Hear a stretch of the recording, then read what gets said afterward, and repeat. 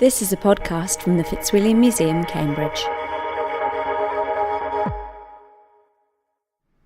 I'm not the kind of artist that gets most of his stimulus by looking at things. I don't look at my subject and whether it is a model or a landscape painted.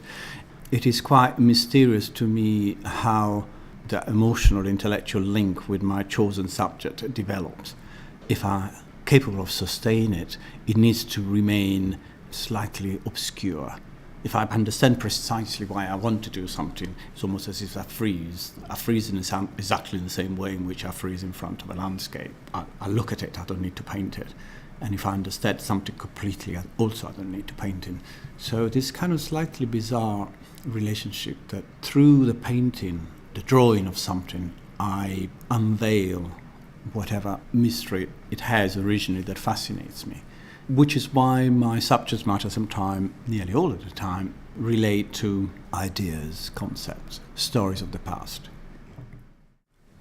Monotypes, it's quite a generous medium compared to most other etching technique. But all the so-called intaglio technique, certainly engraving, but even etchings, they're less direct. What you do in Monotype, you take a new plate and you draw on it on whatever means you choose to. Could be your fingers, a brush, a piece of cloth. I actually do use all of those. And you design an image. Incidentally, you can work on it for quite a long time because the ink, which tend to be quite oily, stay fresh for hours. So one approach to Monotypes is that you can actually spend several hours and working out minute details. I don't work like that. I use the potential of the different viscosity of inks for different purposes to create different kind of greys. On average, I probably work on a Monotype for about half an hour, no more than that. So there is an immediacy, though it's not necessarily the aspect that most interests me. A bit like in my paintings, I like my Monotypes to have, to a certain extent, the quality that it's a given image. I've just done it, but it's been there all along. It's one of the kind of contradictions that I demand of my work. I tend to select certain images that then reoccur. I call them my protagonist. They reoccur like in a sort of never-ending play. And the way they reoccur in very similar postures is that I make stencils that guide my brush or whatever I'm using at the time. That allows the sane person to come and act again. I particularly like the title of this exhibition, which was a hard-won title because we went through several options, but Clouds and Myth captures very well the essence of the show, which represent work done over the last 4 or 5 years. As I say, I tend to be attracted by an idea. The Annunciation is one of them, in a big way, has been over the years. The other one is Susanne and the Elders, the biblical story. Lot and his daughters, again a biblical one, but not only biblical sources. I am interested by stories, I said earlier, which have a kernel, something which fascinates me and yet escapes me, and therefore allows me to go into it. In 1992, I concentrated on the theme of the Annunciation to try to, with my images, reinvent an iconography for the Annunciation. We move away from the traditional one, which primarily had these 2-3 elements, Mary, the angel, and the Holy Ghost in the form of a dove. I set my Annunciation outside in a big landscape, which again was not an observed landscape, was more a kind of a landscape of the mind, which contained a curved horizon. The curved horizon has the double purpose of allowing me to paint within it 2 sources of light, one cold, one warmer, and the curve at the same time allowed me to suggest this kind of unity, because what interests me at the time about the Annunciation is something different from what interests me now when I started looking at Old Master prints. It suggested a moment of full comprehension. It's those kind of magic moments when everything in your life makes sense.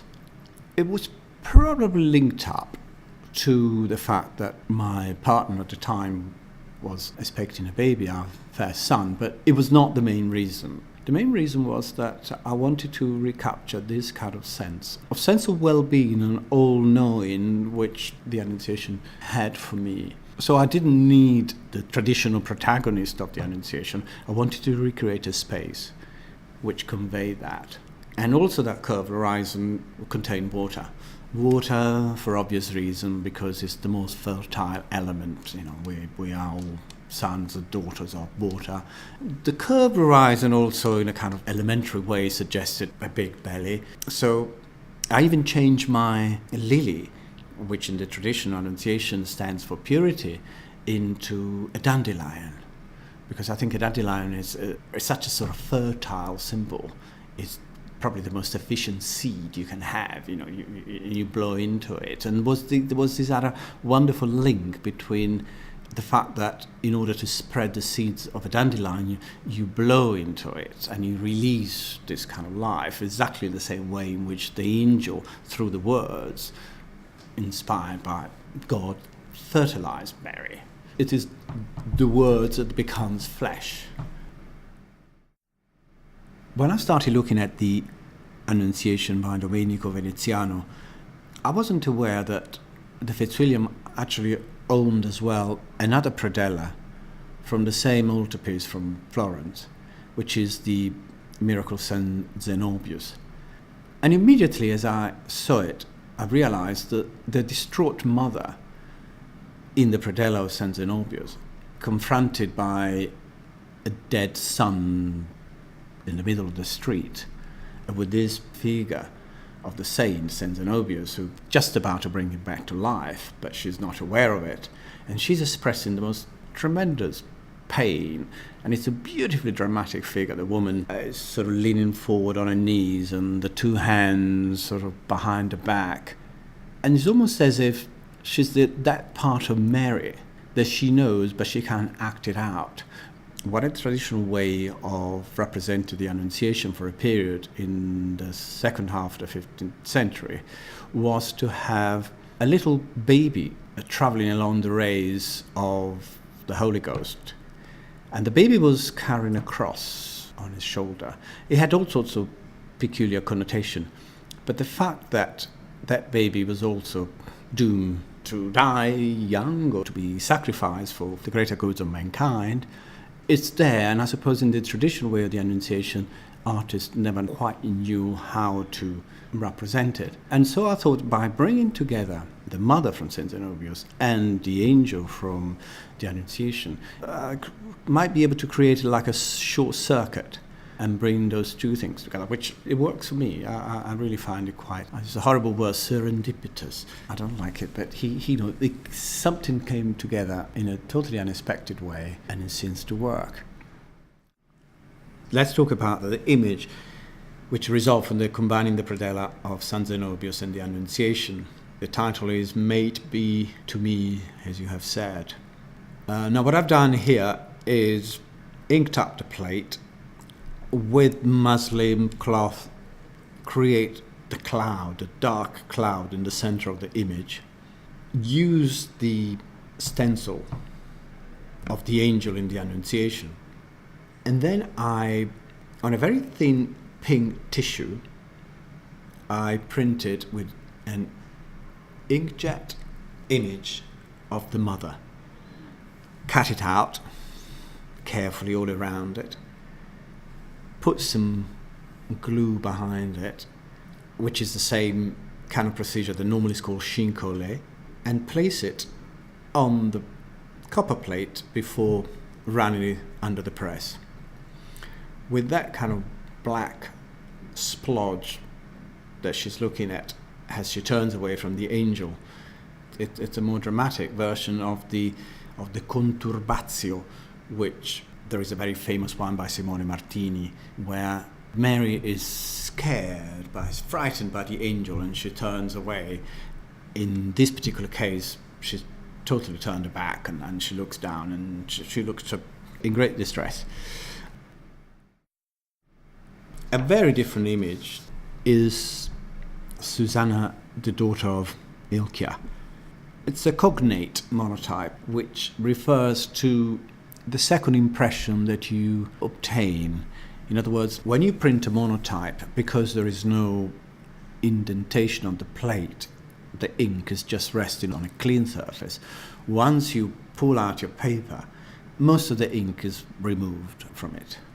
But there is some left.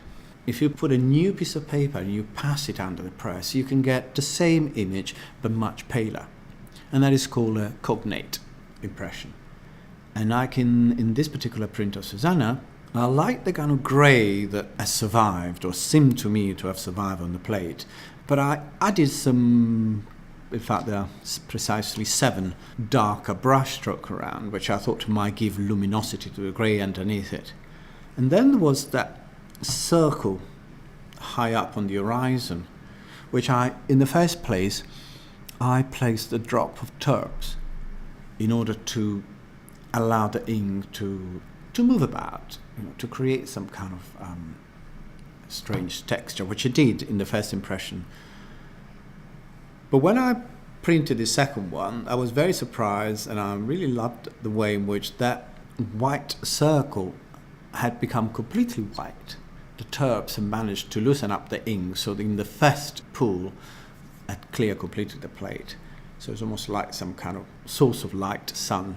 And the 7 strokes around, which looks like, well, first of all, they look vaguely menacing, and they help to set the torment or predicament of Susanna in a kind of beautifully abstract way. And then they create the kind of tonal tension which allows the greys to sing, because otherwise they would be dull. You need a stronger tone to make the greys sing. And so, like often is the case in Monotype, there is an element of surprise and luck, which is again another beauty of it, that it's not so predictable.